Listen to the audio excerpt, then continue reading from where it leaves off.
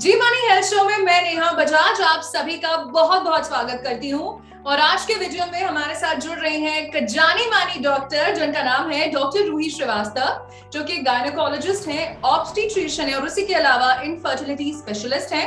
Director है Ankuram IVF fertility and test tube baby centre, जो कि रांची झारखंड में है।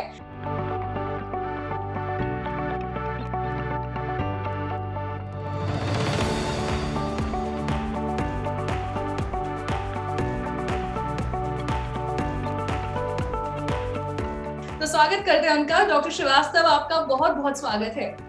Thank you so much. Doctor Ruhi, again आज हम आपसे बात करने वाले हैं मेनोपॉज के बारे में। It is a phase of life जिससे हर महिला गुजरती है, और इनफैक्ट अगर कोई अपने 20s या 30s में भी है तो वो सबको पता है कि एक ना एक दिन तो वो आना ही आना है। लेकिन एक स्मूथ मेनोपॉजल फेज हो वो बहुत जरूरी है। सो आज हम मेनोपॉज पे आपसे चर्चा करेंगे। हमारे सभी व्यूअर्स, जितनी भी दर्शक हैं, जितनी महिलाएं हैं, उनको आप ये समझाइए, पहले बताइए क्लिनिकली आप मेनोपॉज कैसे डिफाइन करती हैं, क्या होता है मेनोपॉज? जो टॉपिक आपने चूज किया है menopause, really it's a very important topic, क्योंकि मेनोपॉज एक ऐसी चीज है जिससे हर महिला को गुजरना होता है। ये एक वो समय होता है जिसमें हमें हर महिला के साथ खड़ा होना चाहिए, शारीरिक और मानसिक रूप दोनों तरीकों से। क्योंकि मेनोपॉज जो है ये एक नेचुरल फेनोमेनन है, जैसा कि आपने खुद भी बताया कि ये हर महिला की जिंदगी में आना ही आना है, हर महिला को इस दौर से गुजरना ही है। तो जैसा कि आपका सवाल था कि क्लिनिकली मेनोपॉज हम कब बोलते हैं, तो क्लिनिकली अगर किसी महिला की माहवारी, जिसे हम हिंदी में रजनी वृत्ति भी बोलते हैं, अगर लगातार 12 महीनों तक नहीं आती है तो उसे हम कहते हैं कि उस महिला का मेनोपॉज हो चुका है। ओके, सो ये समझना बहुत जरूरी है कि 12 महीने तक अगर पीरियड्स नहीं हुए तो मतलब मेनोपॉज है। लगातार इंपॉर्टेंट इसमें, लगातार, कंटिन्यूअस, नॉट इन ब्रेक। मतलब वो ब्रेक में नहीं कि अगर 2 महीने आया, 3 महीने पे आया तो उसे नहीं बोलते। अगर लगातार 12 महीनों तक किसी के पीरियड्स नहीं आते हैं तो हम उससे मेनोपॉज की कैटेगरी में इंक्लूड करना शुरू कर देते हैं। ओके, सो आज हमने मेनोपॉज की डेफिनेशन को जाना, अब आगे बढ़ते हैं। एंड एक और चीज मैम, अगेन सब ना अपने अलग अलग, सबने उम्र, एक कोई कहता है कि 40 में हो जाता है, 42 में हो जाता है, 45 नहीं जी, 50-55 होता है, आजकल तो 35 में भी हो रहा है। ऑन एन एवरेज किस उम्र में मेनोपॉज होता है या शुरुआत हो जाती है? अगर मैं भारतवर्ष की बात करूँ तो ये जो उम्र है ये रेंज करती है, पर अगर बेसिकली मैं भारत की महिलाओं की बात कर लूँ तो मेनोपॉज की जो उम्र होती है लगभग 45 to 50 ईयर्स के बीच में होती है। लेकिन कुछ 1% महिलाएं ऐसी भी होती है जिनकी जो माहवारी या पीरियड्स होती है, और या फिर बोलूँ मेनोपॉज जो है वो 40 के पहले हो जाता है, जिसे हम प्री मैच्योर ओवेरियन फेलियर या प्री मैच्योर ओवेरियन इनसफिशिएंसी बोलते हैं। इसके कारण ये एक नेचुरली भी हो सकता है कि 40 के पहले ही माहवारी बंद हो गई, या फिर किसी कारणवश ओवरीज जो होती हैं उन्हें सर्जिकली रिमूव कर दिया गया हो, या फिर किसी कैंसर की ट्रीटमेंट चल रही हो, कीमोथेरेपी चल रहा हो, रेडियोथेरेपी चल रहा हो, जिसकी वजह से जो एग्स हैं वो मतलब नष्ट हो जाते हैं, वो ईस्ट्रोजन हार्मोन्स रिलीज करना बंद कर देते हैं, जिसकी वजह से उस लेडी का या उस महिला का जो मेनोपॉज पीरियड्स है वो बंद हो जाता है लगभग 40 के पहले। लगभग 5% महिला ऐसी होती है जिनकी माहवारी जो होती है वो बंद हो जाती है 41 से 44 ईयर्स के बीच में। अगर 41 से 44 ईयर्स के बीच में किसी महिला की माहवारी बंद होती है तो हम उसे कहते हैं अर्ली मेनोपॉज। लेकिन जैसा मैंने बताया कि मैक्सिमम केसेस में जो एज हम क्राइटेरिया करते हैं वो 45 to 50 ईयर्स के बीच में होता है। ओके, सो एज परसेंटेज भी आपने हमें बताई। एंड मैम, मेनोपॉज के लक्षण क्या होते हैं, और क्या हम ये बोले कि साधारण है, सामान्य है, हर किसी को गुजरना ही पड़ता है, या कुछ ऐसे लक्षण हैं जो गंभीर भी हो सकते हैं? हाँ, एकदम सही। लक्षणों की बात करें तो जब भी मेनोपॉज, ये देखा गया है कि जिस भी लेडी का मेनोपॉज होता है सिम्टम्स लगभग 3 से 4 साल पहले आने शुरू हो जाते हैं, जिसे हम पेरी मेनोपॉजल पीरियड बोलते हैं। लेकिन ऐसा जरूरी नहीं है कि सभी फीमेल्स को या सभी महिलाओं को सिम्टम्स आएंगे ही आएंगे। कई महिला ऐसी भी होती हैं, जैसे मैंने बोला 3-4 साल पहले, कई महिला ऐसी भी होती हैं कि सिम्टम्स 1 साल पहले आते हैं, या फिर कुछ महिला ऐसी भी होती हैं कि जिनमें अचानक से पीरियड्स बंद हो जाते हैं और उनका मेनोपॉज हो जाता है। तो अगर लक्षणों की बात करें और सिम्टम्स की बात करें तो बेसिकली इरेगुलर पीरियड्स होना, जो पीरियड्स है वो पेरीमेनोपॉजल पीरियड्स में इरेगुलर हो जाते हैं, जैसे 2-2 3-3 महीने पे पीरियड्स का आना, तो इरेगुलर पीरियड्स होना। इसमें जो मेन परेशानी होती है दूसरी सिम्टम्स की अगर मैं बात करूँ, जैसे हम टर्म बोलते हैं अपने मेडिकल में हॉट फ्लशेस। हॉट फ्लशेस में क्या होता है कि फीमेल्स को काफ़ी गर्मी लगती है, वजाइनल ड्राइनेस काफ़ी ज़्यादा होती है। फिर तीसरे सिम्टम्स में आओ तो काफ़ी ज़्यादा पसीना आना, थकान महसूस होना, सर दर्द होना। और अगर मैं इधर से बात करूँ तो इस पीरियड्स में इस दौरान जो महिलाएं होती हैं काफ़ी चिड़चिड़ापन भी होता है, चिड़चिड़ापन होना, डिप्रेशन में जाना, नींद नहीं आना। तो ये सारे सिम्टम्स होते हैं जो इनिशियली मतलब कि मेनोपॉज होने के 3-4 साल पहले या किसी महिला में नहीं भी देख सकते हैं। लेकिन क्रिटिकल सिम्टम जैसे आप पूछ रहे हो कि कुछ मतलब क्रिटिकल सिम्टम्स भी हो जाए, तो डेफिनेटली मेनोपॉज के सिम्टम जो क्रिटिकल होते हैं वो काफ़ी समय के बाद देखते हैं, जैसे कि जिसमें कि मेन हम बोलते हैं ऑस्टियोपोरोसिस। मैं इसके बारे में बताऊंगी आपको बाद में भी। ऑस्टियोपोरोसिस को अगर मैं सिंपल शब्दों में बोलूँ तो जो हड्डियाँ होती है, जो बोन्स होते हैं वो कमज़ोर हो जाते हैं, जिससे फ्रैक्चर होने की संभावना भी बढ़ जाती है। या फिर ये भी बोलूँ कि कार्डियोवैस्कुलर रिस्क भी थोड़ा मेनोपॉज के बाद बढ़ जाता है। तो ये सारी चीज़ें जो लॉन्ग टर्म पे होती हैं, बहुत कॉमन सिम्टम्स नहीं देखे गए हैं।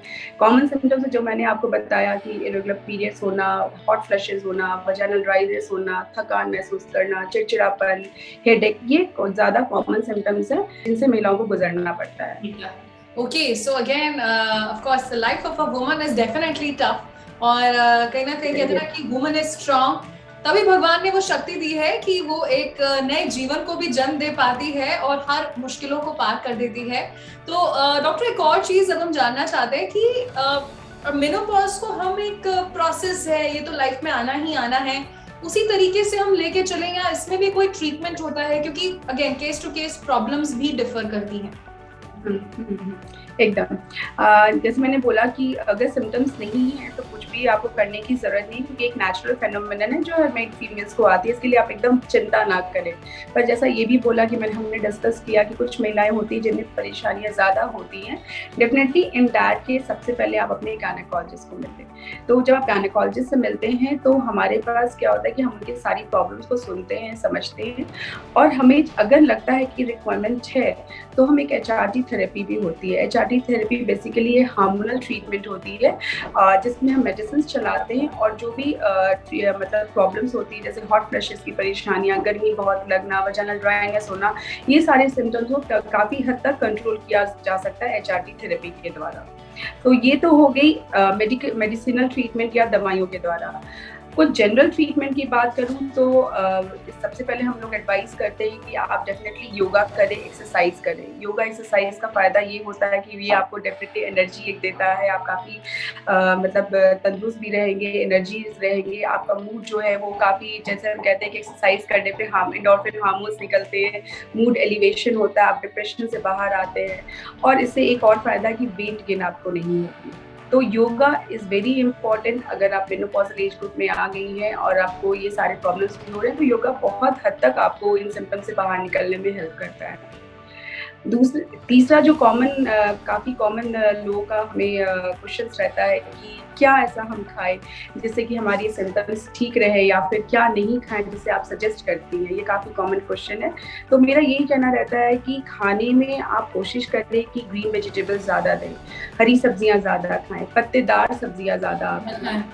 उसके बाद हम कहते हैं फाइबर डाइट फूड्स लें। फाइबर डाइट फूड्स में आपका आ जाएगा, ओट्स आ जाएंगे, बार्ली आ जाएगा, चना आ जाएगी, दलिया, चिया सीड्स आप ले सकते हैं, फ्रूट्स आप ले सकते हैं, ऑरेंज ले सकते हैं, लेमन ले सकते हैं, जो विटामिन सी से मतलब युक्त रहती है फ्रूट्स, ये सारी चीज़ें आप ले सकती हैं। जहाँ तक अवॉइड करने में चीज़ें आती हैं कि हम क्या नहीं लें, तो ये नहीं बोलना चाहूँगी मैं, कम कर सकते हैं हम अपने डाइट में। जैसे हम नॉन वेज फूड्स हम कहते हैं कि आप कम लें तो ज़्यादा बेहतर होगा। फिर ज़्यादा तीखी मतलब मसालेदार खाना आप थोड़ा कम खाएं, फिर तीखा खाना कम खाएं, या फिर ज़्यादा खट्टी चीज़ें आप कम खाएं।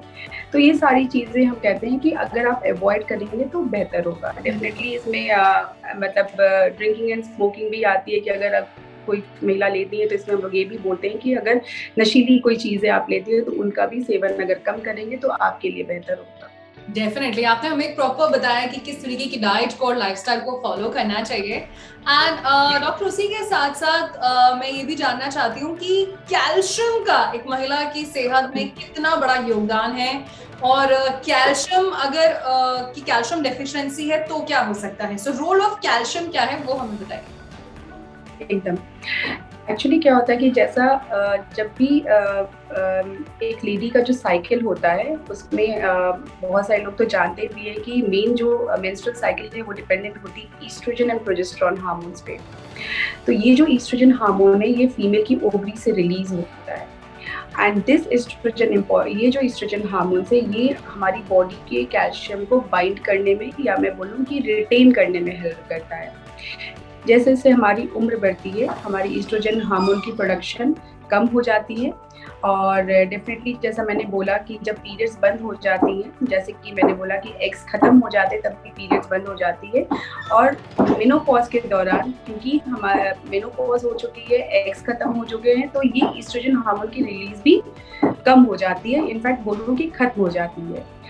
तो जहाँ पे ये ईस्ट्रोजन हार्मोन ड्यूरिंग हमारे रिप्रोडक्टिव एज में जब पीरियड्स आते हैं ये कैल्शियम बाइंडिंग में हेल्प करता है, इसलिए जब ये पीरियड्स बंद हो जाते हैं और ये ईस्ट्रोजन हार्मोन रिलीज बंद हो जाती है तो हमारी कैल्शियम रिटेंशन भी कम हो जाती है। इसीलिए मेनोपॉज के बाद फीमेल्स में कैल्शियम की कमी आने लगती है, तो हम सजेस्ट करते हैं कि आप सुबह शाम 2 टैबलेट एटलीस्ट कैल्शियम की लें, और 2 ना भी ले सके तो एटलीस्ट 1 लें, या फिर मिल्क प्रोडक्ट ज़्यादा लें। आप दूध भी ले सकती हैं, पनीर ले सकती हैं, जिसमें कि आपको कैल्शियम मिले।